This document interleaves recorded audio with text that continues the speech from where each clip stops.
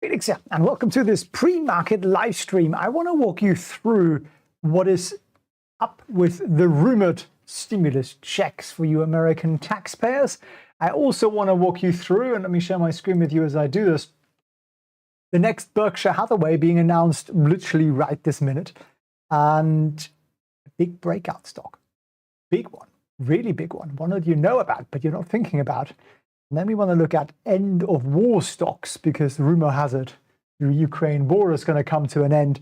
Does that sound good? If that sounds interesting to you, if that sounds like something you might want to learn and understand and benefit from, then write in the chat, learn, L-E-A-R-N, in case you have trouble spelling it. So let's dive straight into it, and then let me see that you are alive by typing that into the live chat here.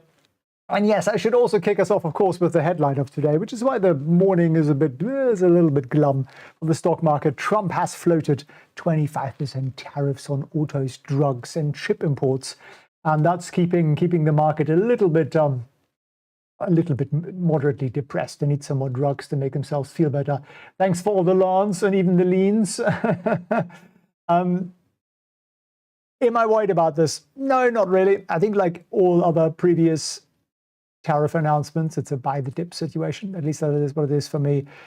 Tariffs in the long term are unlikely to significantly damage American listed companies. I would argue there'll be some hiccups, especially if there is retaliation. But I think in the long run, it'll all be just wonderful. So, hello Estonians, says Logan. Brilliant. So let's get then on into this. This is, and there was an Elon tweet on it, but I couldn't find it this just now. A refund for every American taxpayer funded by Doge savings. It's something that Elon floated, and then he did say, well, it is up to Trump to decide, but I don't think he would have floated it if he hadn't run it by him. So how does that work? Well, at the moment, according to Doge's official numbers, they have saved about $100 billion. And Bloomberg, by the way, doubts these numbers. So I'm sure we can argue about exactly what it is. But let's just say it's 100 billion, right? How many? And he's saying for taxpayers. So there are about 150 million American taxpayers, give or take, 10 million taxpayers. This does not include those over the age of 150. So how much is that then? Well, let's ask a calculator, shall we? Microsoft's calculator is still here. One of them is 1, 2, 3, 1, 2, 3, 1, 2, 3. That's a billion. That's 10 billion. That's 100 billion, right? Divide that by 150 million. There we go. That's $666 for every taxpayer, in theory. Now, are they going to save more money? Yes. Are they going to give all of it to you? No, that sort of defeats the purpose. But I can see this. If you want to win votes, if you want to be popular, and if you want to stimulate the economy and possibly offset the great big tariff thing you're going to put in, then irritating gulping, says Pelican. Are you one of those people who suffers from sort of noises when people chew or click or something? Yeah? Does that really get to you? I'm sorry about that. It must be very difficult to get through life like that. So I think it's a real possibility. Now, the last time we got stimulus checks during COVID, what did the stock market do? It went absolutely freaking bananas. And of course, it was the high-risk place that went nuts. It's all the household names, the stuff people were using and buying and ordering from. So I think there is a good chance here of a rally again in similar-ish sort of names.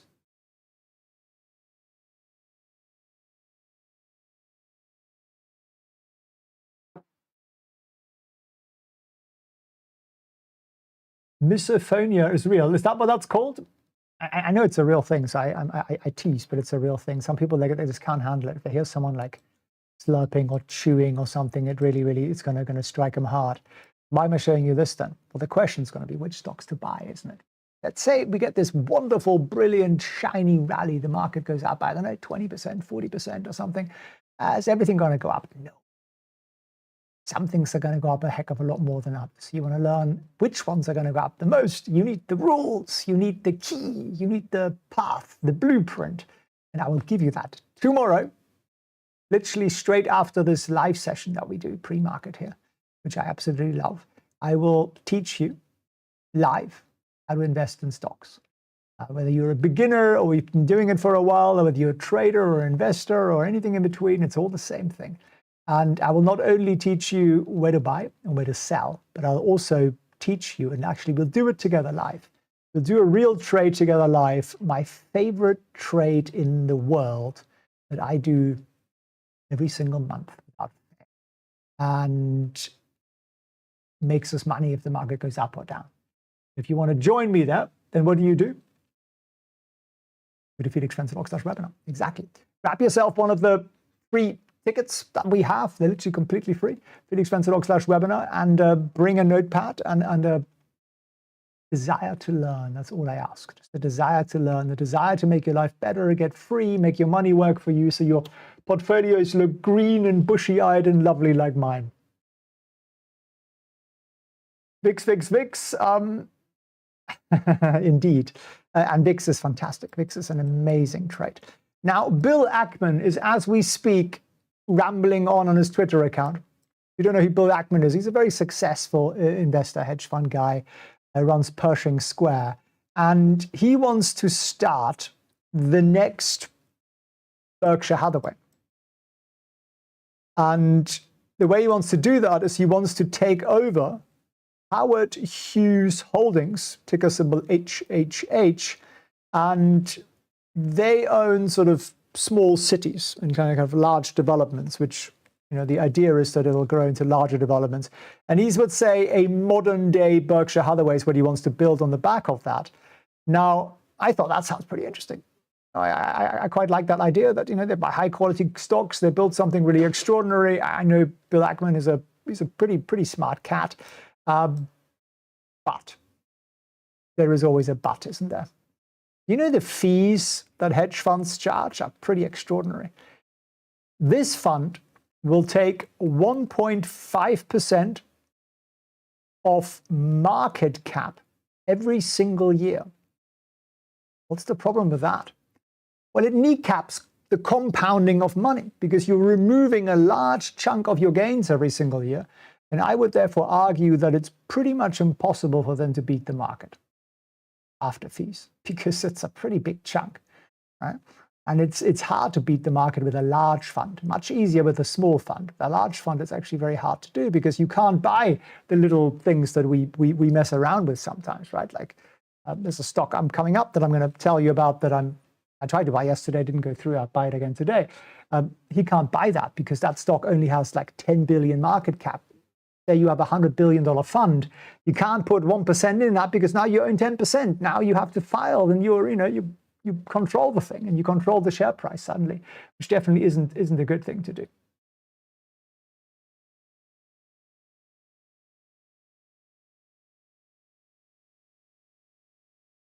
So I would be very cautious of this.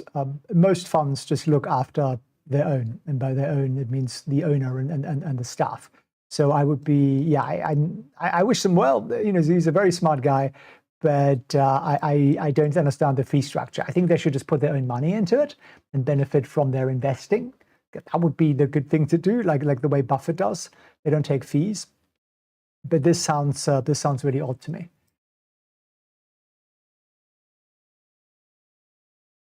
Now, here is the next one. Adrian is saying, would you teach us live in Goat Academy too? Yeah, sure. I'll ping you the recording of that thing we're going to do tomorrow. Why am I posting your picture of Kim Kardashian? Slightly disturbing, isn't it? I say she looks better every year, doesn't she? Strangely enough, a little bit less sort of odd, really. But anyway, that's not why I'm showing this to you. Nike's CEO has pulled something out of the bag, out of the Nike bag.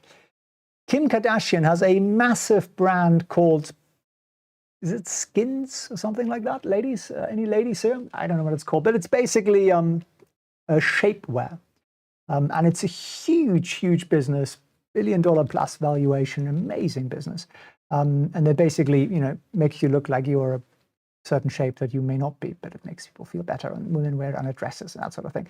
It's a very, very good product. Nike is going to do a brand with Kardashian's brand. And that's a brilliant idea. And it's not a new idea from a Nike point of view. I mean, you've seen Michael Jordan, right? For example, those stores, they're Nike stores, but it's the Jordan brand. So that sounds like what they're up to there. And I think that's a very, very good idea. And it's exactly the sort of thing that Nike should be doing, combine their brand with big people out there, sports people or influencers or whatever. So I think that's definitely a good thing. Felix calling KK odd, kettle met pot. Yeah, Skims, that's the one. Thank you very much, Annalicia there. Yeah, so you see them around. And what was the brand before that? Very successful lady founded the one before that, which is kind of where the idea came from. Annalicia, what was before Skims? It was the original shapewear brand. I can't think of the name. You probably can. Anyway, I think that's a brilliant idea. So how is Nike stock reacting to that? That's a good question. I haven't looked at it yet. Let me open a new stock chart here and have a look, actually, of how Nike is reacting to that. Because Nike had an inventory problem. They were making the wrong things. They're making things the kids didn't want and that sort of thing. Stock moved pretty decently yesterday and is up, gapped up. Nice job up there, and is up at $76 right now. Still a falling knife. Yes, in my book it is. Still below the 150. So yeah, but it's a possibility here, I think, of a breakout on news like that. I think we might see what we want to see here. Spanx, that's the one. Brad knows. Brad wears them every day. This is why his voice is so high. All right, enough teasing there. Now, let me give you some thoughts on making money today. That's what we're here for, isn't it? Spandex, exactly. That's the one. Spanx. No, Spanx. Spanx is the one, Amy. Indeed. Thank you. Not spandex. Spandex is the material. Spanx is the one. And that was as a lady who made billions out of that. Amazing business as well.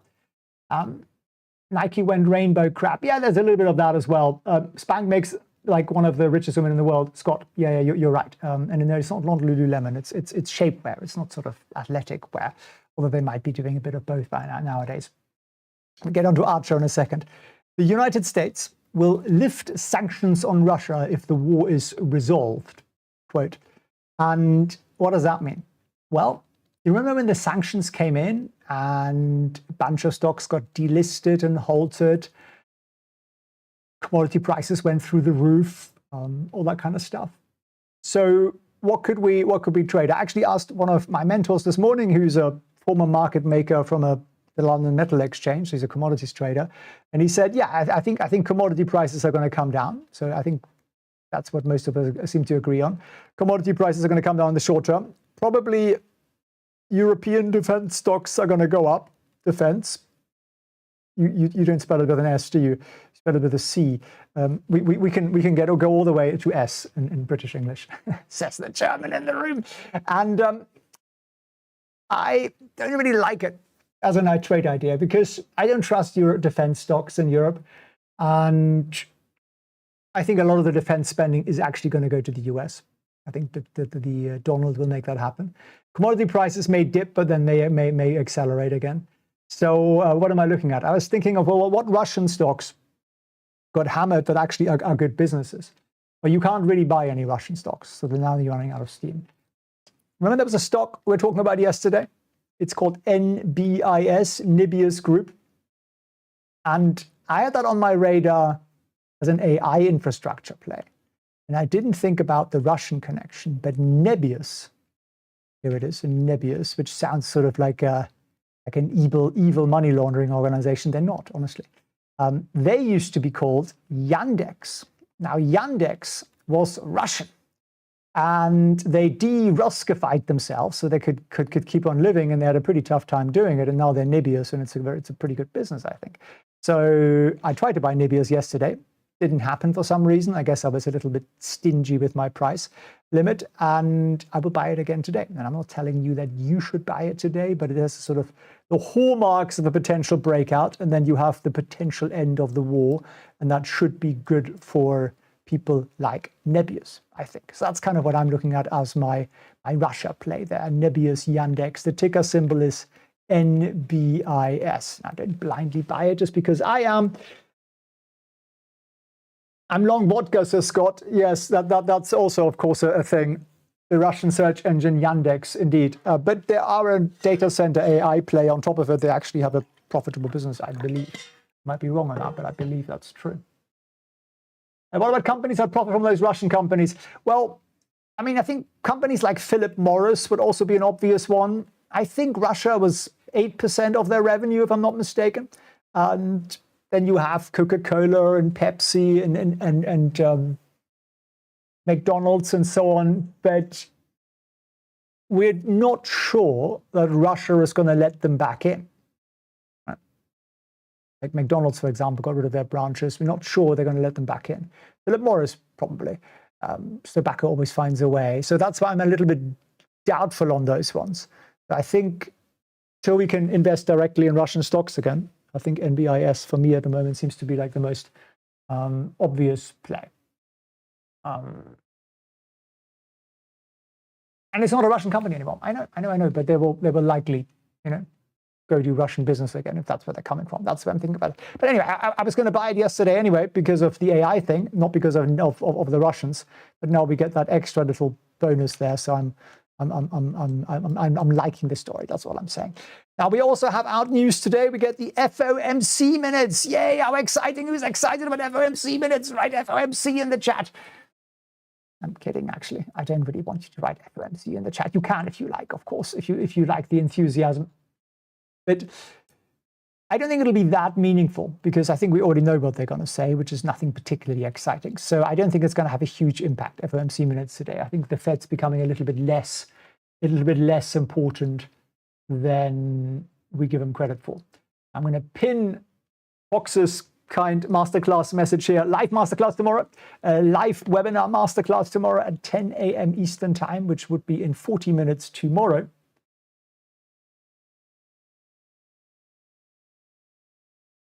So let's look at something else.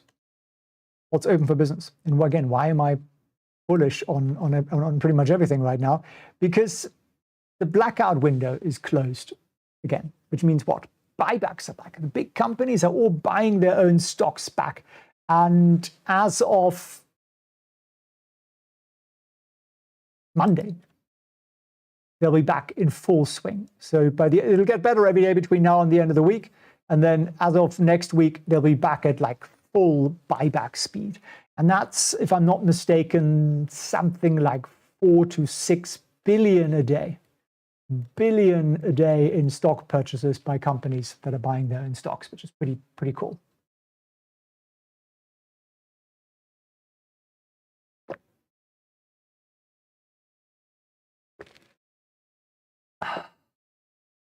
Time's the masterclass in Australia time. What's 10 a.m. Eastern time for you? It's basically in 40 minutes tomorrow. So depending where you are in the world, you can figure out what time that is, I think. Buybacks are back, indeed. Okay, so do you have anything else on the list? What else did I have on the list? Oh, yes, I had something else on the list, didn't I? Nebius. There was this one also, which I quite liked. In the breakout list from yesterday, and this is inside Trade Vision. If you haven't got Trade Vision yet, get yourself a free trial. It'll also be super useful for the masterclass tomorrow because then we can look at the same charts and the same software together. Just go to felixprehn.org/Trade Vision. Link is again down below. And there was a breakout here called AER, and I was like, ooh, I like that. I really like that. And if you don't know what I mean by that, like join me tomorrow, and I will unveil all like what I like about this. And this is the sort of chart that makes me swoon. And then we got this perfect, sweet little breakout here yesterday on big volume Aero AirCap Holdings, which is the largest plane, aeroplane leasing company in the world, I believe. They are Irish, I want to say that they're Irish. And Tremendous business. So it's a finance lending business essentially, but like trains and planes are not owned by the airlines, right? So they use a finance company to do it for them, and that's what these guys are doing. So I'm liking this. That's what I'm saying. You got to do your own research on it. You got to come your own conclusions, and you have to have your own risk management here. But to me, this looks very, very, very, very sweet. You missed the slopes. You're glad they're back.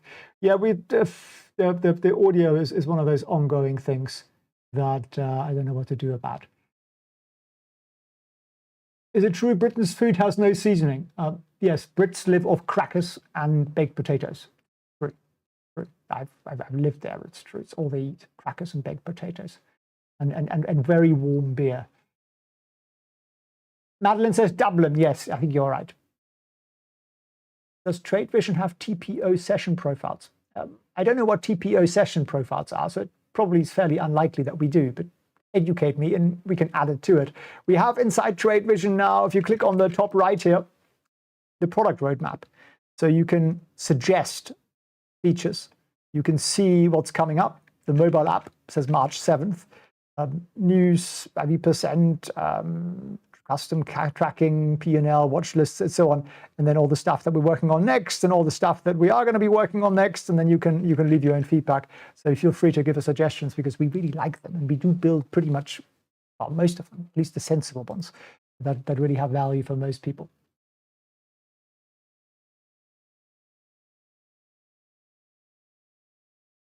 My friend's microphone sounds completely different after Windows update. Yeah, don't get me started. NVIDIA Broadcast upgraded itself and it no longer works, and it's changed everything, which should be that would be a good YouTube title, right? NVIDIA just changed everything. Curry, yes, I know, I was joking, Scott. Actually, there is some pretty good food in the UK now. It is mostly Indian, bit of Chinese, but yes, mostly Indian. When I go to UK, I eat Indian food and I eat Middle Eastern food. I don't really eat English food, and I don't think that's even offensive to the Brits, because all the Brits I know they don't really eat much English food. A nice baked potato every once in a while is a good thing. So I'm liking this NBC today. I'm liking the AES thing. I am curious about Nike. I'm going to keep watching this one. Still a falling knife, but at some point each falling knife becomes a rally. And what a rally it was when it was that. And you look at those breakouts here, right? Say you would have bought at 100. And then you would have exited somewhere up here at 163. That would have been pretty sweet, right? Or maybe even would have exited here at 133 still. It would have been a nice bit of money there. That's what we're looking at. Come and join me tomorrow and learn the rules, and then you no longer need me, which might be good for you guys who mind the slurping. Come to felixfranz.org/webinar and grab yourself a free seat for tomorrow's fun session. Why are nudists bad for the stock market, says John. John, it's nice to see you on here. What are you reading?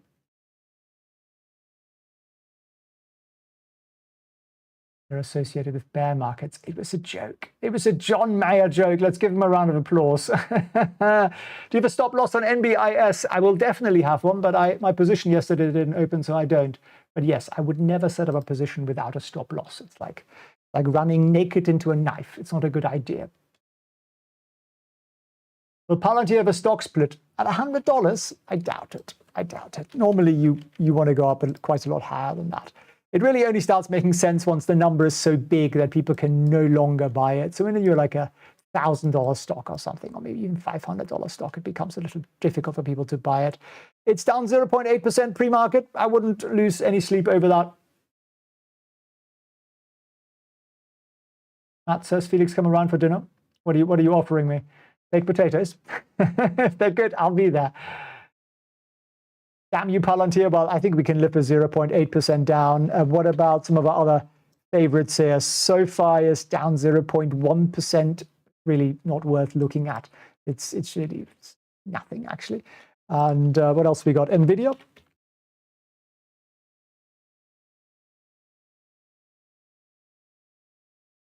NVIDIA it's up ever so slightly, 0.1%. Actually, someone just mentioned Netflix. Netflix went down a little yesterday and a little bit more today, which annoys me because I have a really nice trade open on that.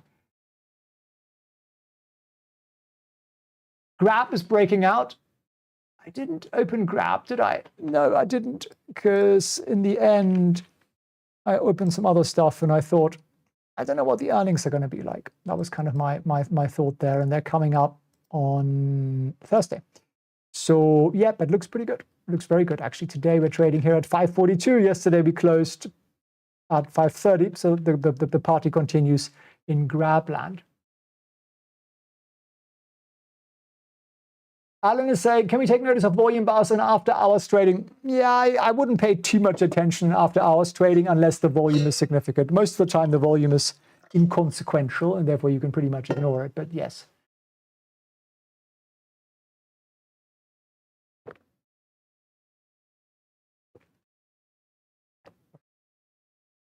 ACHR, yeah, Archer. I literally was just making another video on that. I'm really liking the story the more I dig into this one. I'm also liking the chart. I upped my Archer position yesterday. Doesn't mean you should, but we did something a bit fun here yesterday, which looks like, I'll show you for my options friends out there, and don't try this at home, children. So I own the stock, and then I set up one of these, which means if it stays above 590, we make a couple of $100. But if it goes into sort of $14, $15 territory, we stand to make $4,000, $5,000, $6,000, which is quite nice, really. And how much did that trade cost me?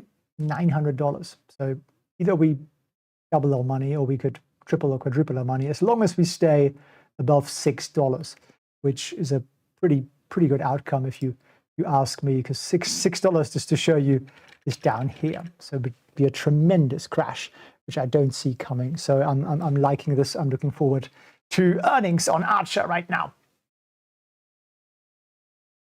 Brett, I appreciate that.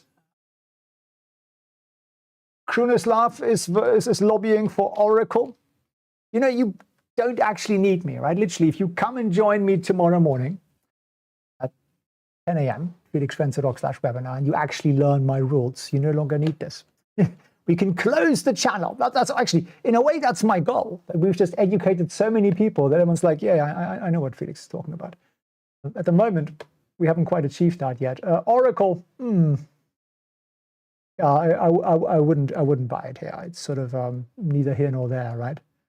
Neither really going up nor doing anything really. It went up a little bit yesterday, but volume was not sufficiently strong to really tell me anything. So I think it's just going sort of sideways. Moving average is sloping down, which is never a good thing. I wouldn't do anything with it. Sasha, buybacks will be back in full swing next week. Yeah, they're already back, but they're going to get bigger every day until Monday.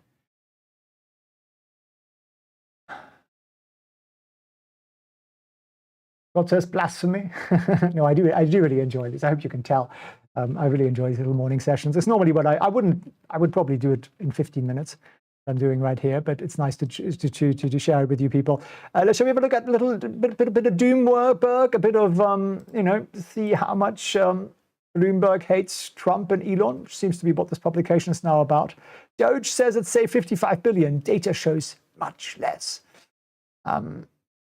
Trump is swallowing Russian propaganda. Doge staffers raise ethics concerns, and Trump floats chips. It's all about Musk and Trump. It's almost as if this publication is really obsessed with this, which is kind of funny. Yeah, kind of very funny, really. But not really, nothing new, really. So, no, nothing really to talk about, I would say, on that front. I mean, obviously, we have to see what the tariffs do and exactly how they come in. So far, the tariffs, this is pre-market, by the way, which is just flat, really, flat and flat and flat. Amazon's down a bit, 0.5%.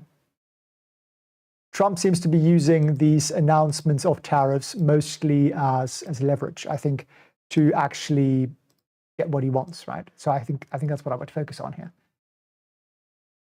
That dim and work from home recording was awesome. You know what? I agree with him on that. I think the whole Zoom meeting thing is bollocks. I hate meetings. I have so few meetings. I probably do one-on-one meeting a week. Sometimes there are 2 other people in it because I hate meetings that much. And I think they're a complete waste of time. So Zoom meetings, usually people sit around, pretend that they're listening to you, and they're texting or watching something or reading something, or yeah, complete waste of time.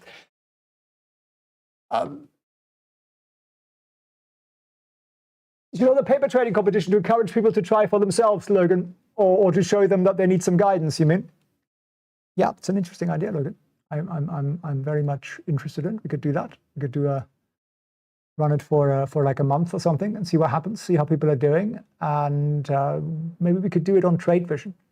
We're planning to have paper trading on there, and then we could actually track it, and we know people are telling the truth, unadulterated truth. I hate Zoom meetings. I mean, I hate all meetings, really. I did my law degree with Zoom. You did? Okay, interesting. Well, this was like a COVID degree, was it?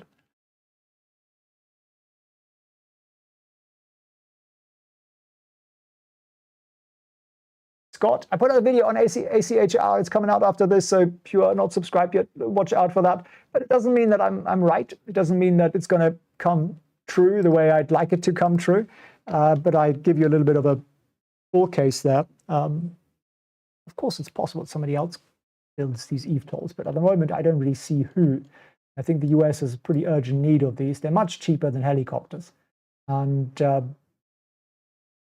I'm it's up 1.78% as we are speaking here. So it's looking pretty good right now from our perspective. COVID degree. Yeah, sorry about that, my friend. You missed out on all the fun that people have at law school. Actually, people don't have fun at law school. I didn't really have much fun at law school. It's probably one of the least fun degrees. I think it's just too intense, really. Can you take a look at Intel? Gladly. And I actually nibbled on a bit of Intel myself yesterday, down 3.5%. Ouch. Well, not that bad. If you look at the great big green bar from yesterday, on monster volume there, it's a bit of a turnaround. I would argue it's the hallmarks of a breakout. But let's see where we end up today. Meetings are wasteful, I know. Just people just not doing anything. Raymond, hated law school, can't wait to retire early. You know what? I actually saw, I was in Park here last week, and there were all these people who just graduated from law school. You could tell because they were wearing the funny outfits, and their relatives were wearing T-shirts saying, congratulations on graduating from law school. And they had flowers and they're taking photos. And I thought, that's very sweet. And then I actually thought, I feel really sorry for them because they're like 20-something years old. And they have no idea what they're about to enter into. They're going to go into a grey, miserable office, and then they're going to do mostly monotonous stuff that a chimp could do. And they're going to work 12-hour days, get shouted at, and have zero impact on the world, really. And I just thought, it's so depressing that they're going to have to go through this, just because their parents somehow in their, sort of middle-class wisdom, like my parents, thought it's a good career, it's a good job, it's safe. Not. But yeah, I just thought, I'm so glad I never have to do that again. So glad I never have to be in an office. I'm so glad I'll never have a boss again. I'm completely unemployable, and very, very happy that way. And it's weird, isn't it? Because I was that guy. I went to law school and I was very excited by it. I was very excited to get a job in a law firm. I thought, be like Ali McBeal. It's not. It's just not.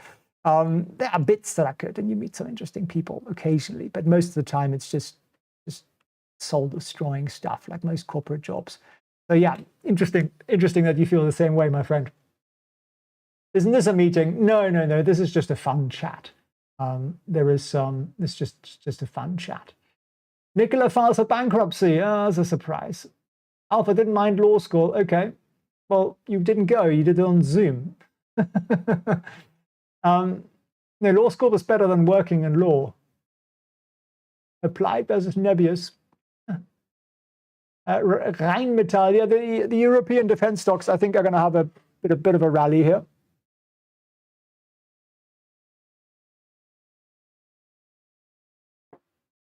Retail is soul destroying. Yes, standing in a shop is soul destroying. Absolutely. Actually, I was just in a restaurant and I could see that some of the waiters had their souls destroyed by standing around and taking orders. Yeah, there's a lot of things that, unless you enjoy it, and very few people do. Like, you really shouldn't be doing it.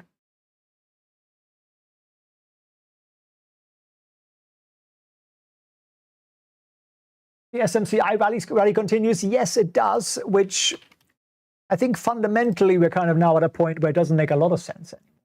But that doesn't mean momentum won't carry it higher. So at the moment, it's hitting its $60 resistance line here. But yeah, you know, seeking alpha, that great big venerable resource, is saying, you know, buy or something. So yeah, it looks, you know, it has a lot of momentum, more volume each day, gaps up. It looks good. I agree. It looks very good.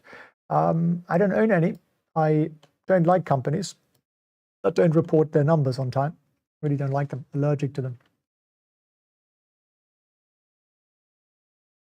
Elliot, my friend, you started your investment journey 2 months ago at age 21. Brilliant. Congratulations. And you say 12K invested, 3K gains. Congratulations. Now, the danger, my friend, is that we get cocky and overconfident. It happens to the best of us, happens to me about once a year. So you have to really nail down your exits, your rules, your automations. Don't get overconfident. The market isn't always going to fix it for you, right? So take that to heart. Robots will destroy a lot of soulless service jobs. True. AI will too. And then those people will be sitting at home wondering what to do with themselves.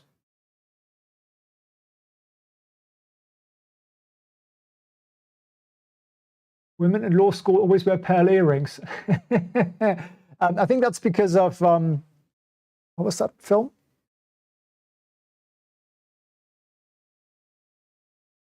What's that law school film? Got a name. Can't think of any names today. There'll be a long pause and silence here now, so I think of it. Somebody will think about it. Legally Blonde, Angela. Yes, the gold star to you. Exactly, that's why.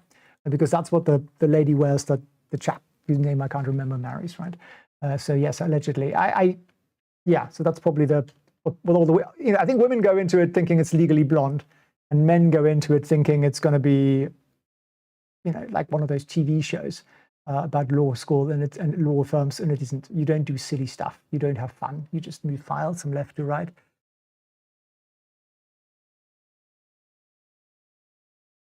AI will take law jobs. Actually, yeah, completely true. I used to pay quite a lot of money to law firms, and I don't anymore, pretty much, because Grok does the job for me. Seriously. So yeah, you really don't need lawyers for a lot of things nowadays. We were invested in Grab. True. Is the quantum rally over? It'll probably have a jump back. Suits, yeah. I think the guys think it's probably like Suits. It really isn't. It's nowhere near that. You just don't get to do that stuff. It just doesn't. At least not where I practiced law, which was in the UK. Suits is a great show. Yeah, that's very entertaining. I remember watching that. NBIS is Dutch. Yeah, I think Dutch listed, but Irish company probably for the taxes. Ireland has very good tax systems for non-domestic companies.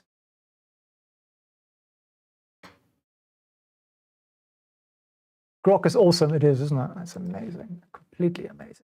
Did you have your GAC today? I did, Mark. Yes, I know it doesn't help with memory, I don't think, but yeah, there is some evidence here of me having it.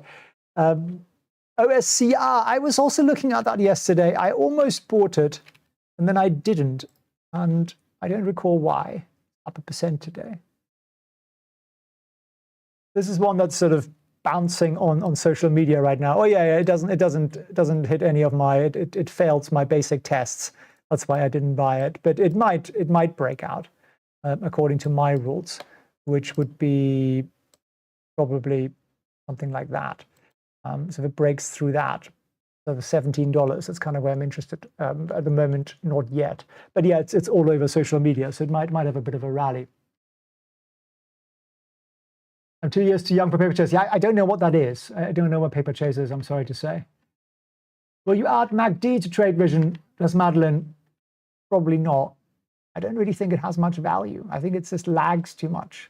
I think it always tells you, you should have bought or sold this a week ago.